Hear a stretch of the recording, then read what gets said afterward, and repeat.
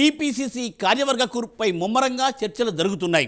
గతంలో పీసీసీకి జంబో కార్యవర్గం ఉండేది. 100 మందికి పైగా సభ్యులతో గత కార్యవర్గం కొనసాగింది. ఈసారి సభ్యుల సంఖ్య తక్కువగా ఉండే అవకాశాలు కనబడుతున్నాయి అంటున్నారు పరిశీలకులు. ఈ దిశగా టీపీసీసీ చీఫ్ మహేష్ కుమార్ గౌడ్ కసరత్తు చేస్తున్నట్టు తెలియవస్తోంది. ఈ క్రమంలోనే సీనియర్లతో కూడా ఆయన భేటీ అవుతున్నారట. కార్యవర్గం కూర్పుకు ఇప్పటికే ఎంతో ఆలస్యమైంది. అన్ని జిల్లాలకు సామాజిక వర్గాలకు తగిన ప్రాధాన్యత ఉంటుందా? పాత కొత్త నేతల మధ్య సమతూకం కుదురుతుందా? ప్రజాస్వామ్య పాళ్ళు ఎక్కువగా ఉండే కాంగ్రెస్ పార్టీలో అసలు ఇది కుదురుతుందా? Let us watch the story.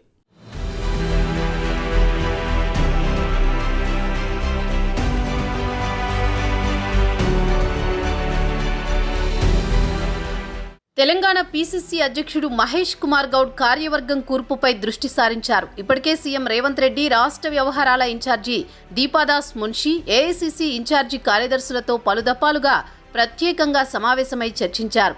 పాత కార్యవర్గం కమిటీలన్నీ రద్దు కావడంతో కొత్తగా పీసీసీ కార్యవర్గం ఏర్పాటు అనివార్యం కావడంతో వీలైనంత త్వరగా పూర్తి చేయాలని నిర్ణయించారు. రాష్ట్రం ఏర్పాటైనప్పటి నుంచి ఇప్పటి వరకు పార్టీ బలోపేతానికి పనిచేసిన నాయకులకు కార్యవర్గంలో ప్రాధాన్యత ఇవ్వాలని ప్రాథమికంగా నిర్ణయించారు. రాష్ట్రం ఏర్పాటైన తర్వాత 3వ పీసీసీ అధ్యక్షుడు మహేష్ కుమార్ గౌడ్. దీంతో సీఎం రేవంత్ రెడ్డికి పార్టీకి చెందిన కార్యకలాపాల బరువు బాధ్యతలు తగ్గడంతో పాలనపై పూర్తిగా దృష్టి సారించారు. అదే మాదిరి పార్టీ పరమైన విషయాలపై మహేష్ కుమార్ గౌడ్ పూర్తి స్థాయిలో దృష్టి సారించారు. నేతలకు ఎప్పటికప్పుడు దిశానిర్దేశం చేస్తున్నారు. పీసీసీ అధ్యక్షుడిగా బాధ్యతలు స్వీకరించినప్పటి నుంచి మహేష్ కుమార్ గౌడ్ జిల్లాల పర్యటనలు కూడా జరిపారు. గాంధీ భవన్కు మంత్రులు వచ్చే విధంగా చర్యలు తీసుకున్నారు.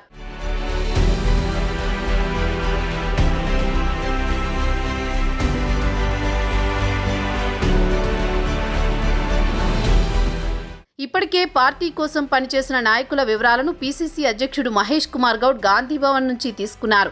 రేవంత్ రెడ్డి పీసీసీ అధ్యక్షుడిగా ఉన్నప్పుడు, అంతకుముందు ఉత్తమ్ కుమార్ రెడ్డి పీసీసీ అధ్యక్షుడిగా ఉన్నప్పటి కార్యవర్గాలకు చెందిన పేర్లు, హోదాలతో కూడిన జాబితాను తెప్పించుకున్నారు. వారిలో గడిచిన 10 ఏండ్ల కాలంలో పార్టీ కోసం పనిచేసిన వారి జాబితా కూడా ప్రత్యేకంగా సిద్ధం చేశారు.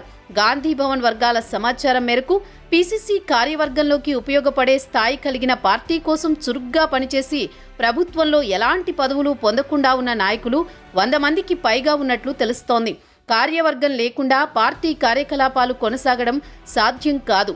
దీంతో వీలైనంత త్వరగా కార్యవర్గాన్ని ఏర్పాటు చేయాలని రాష్ట్ర నాయకత్వం నిర్ణయించింది. ఇప్పటికే చాలా ఆలస్యమైందని పార్టీ శ్రేణులు చెబుతున్నాయి. ఇప్పటికే సిద్ధమైన జాబితాలో చురుగ్గా పనిచేయగలిగిన నాయకులను ఎంచుకోనున్నారని తెలుస్తోంది.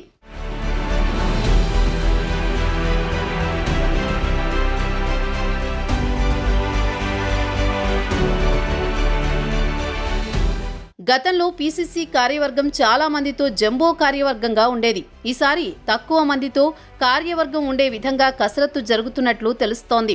ఎలా అయినా కార్యనిర్వహణ అధ్యక్షులు 4 కానీ 5 కానీ నియమించాల్సి ఉంటుందని ఆ పార్టీ వర్గాలు చెబుతున్నాయి. పైగా వారిలో మహిళ, రెడ్డి, ఎస్సీ, ఎస్టీ, మైనారిటీ సామాజిక వర్గాల నుంచి నియమించాల్సి ఉంది. కార్యనిర్వాహక అధ్యక్షులు ఎంపీలు, ఎమ్మెల్యేలు, ఎమ్మెల్సీలు కూడా నియమితులు కావచ్చు. అదేవిధంగా మరో 10 మంది వరకు ఉపాధ్యక్షులను నియమించే అవకాశం ఉంది. ఇక ప్రధాన కార్యదర్శులు సంఖ్యాపరంగా గతంలో మాదిరి కాకుండా ఆ సంఖ్యను కుదించాలని మహేష్ భావిస్తున్నారని సమాచారం. పీసీసీ బీసీ సామాజిక వర్గానికి కేటాయించడంతో కార్యవర్గంలో ఇతర సామాజిక వర్గాలకు పెద్దపీట వేయనున్నారని తెలుస్తోంది. ఒకవైపు మంత్రిమండలి విస్తరణ కూడా వాయిదా పడుతూ వస్తోంది. మంత్రివర్గంలో 6 ఖాళీలున్నాయి. మంత్రిగా అవకాశం దక్కని కొంతమంది ముఖ్య నేతలకు పీసీసీ కార్యవర్గంలో చోటు కల్పించాలని భావిస్తున్నట్లు తెలుస్తోంది. కానీ మంత్రివర్గ విస్తరణ జరగడం లేదు. దీంతో కార్యవర్గ నియామకం కూడా ఆలస్యమవుతోందని పార్టీ శ్రేణులు చెబుతున్నాయి.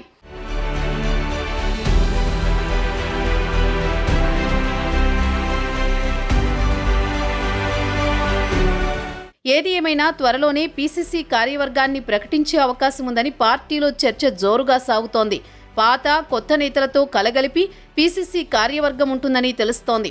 ఈ క్రమంలో ఆశావహులు ఎప్పుడా అని ఎదురు చూస్తున్నారు. కొందరు ఢిల్లీ స్థాయిలో ప్రయత్నాలు చేస్తున్నారు. సీఎం రేవంత్ రెడ్డితో మహేష్ కుమార్కు మంచి సంబంధాలుండడంతో పీసీసీ కూర్పు సంతృప్తిగానే ఉంటుందని పార్టీలోని ముఖ్య నేతలు చెబుతున్నారు.